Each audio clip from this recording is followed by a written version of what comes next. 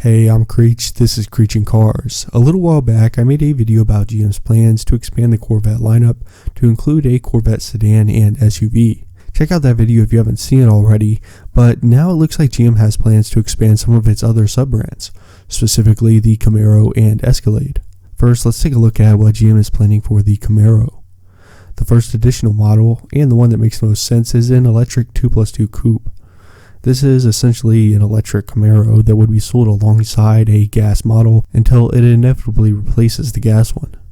This EV option may or may not include the convertible body style. GM also plans to introduce a new top-spec Camaro. It will share more parts and engineering with the Corvette and be sort of a mid-level step between the Camaro and the Corvette. This model might still be called the ZL1, but we aren't sure yet. Then, unfortunately, and similarly to the Corvette, it does appear that there will be a Camaro crossover SUV. There will be a 2-door body style and a 4-door body style for the SUV.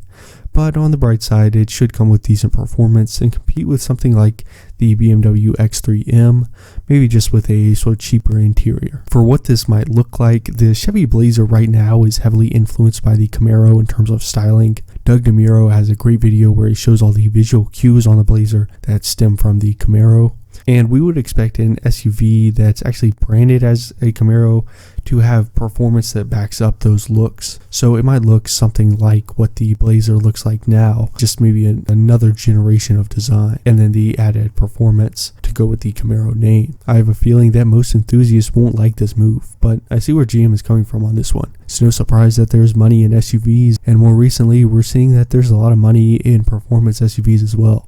So it does make sense for GM to bring a sporty SUV to market. Now let's take a look at the Escalade brand expansion. The Escalade already has the normal Escalade and then the long wheelbase Escalade ESV, but GM will potentially create a smaller SUV. It would still be a 3-row full-size SUV, just not the massive truck-based SUV that the normal Escalade is now. Cadillac does have the XT6, which is a 3-row mid-size SUV, although it is one of the larger mid-size SUVs that competes with the X5, GLC, etc. A smaller Escalade would allow Cadillac to compete with foreign competition like the BMW X7, Mercedes GLS, and the upcoming Porsche large SUV.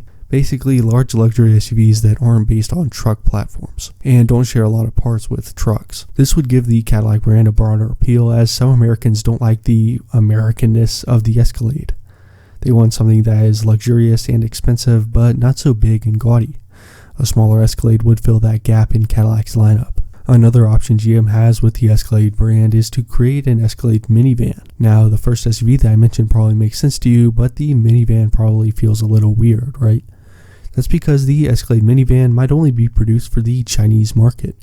American cars, especially luxury ones, are insanely popular in China right now. I do plan on making a video about that in the future, but minivans are also really popular in China, and an Escalade minivan might be the perfect way for GM to capitalize on the Chinese market. With the full-size SUV, I do think that's something that Cadillac could sell in America and China, but I don't think an Escalade minivan would do very well here in America, although there are definitely some people who would buy it. So that's pretty much all we have right now on this situation, but I'll try to make a video that goes more in depth when more information is available. For now, I just wanted to make a quick video, and then I'll be posting a longer video this week as well.